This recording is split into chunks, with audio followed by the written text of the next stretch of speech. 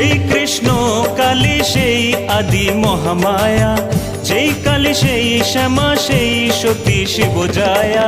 বল মন কালী কালী রাখো মন শ্যামা মায়ে, ভজ মন কালী কালী মজ মন রাঙা পায়ে।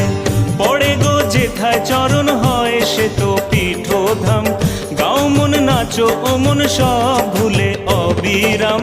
বল মন কালী কালী রাখো মন শ্যামা মায়ে, ভজ মন কালী কালী মজ মন রাঙা পায়ে।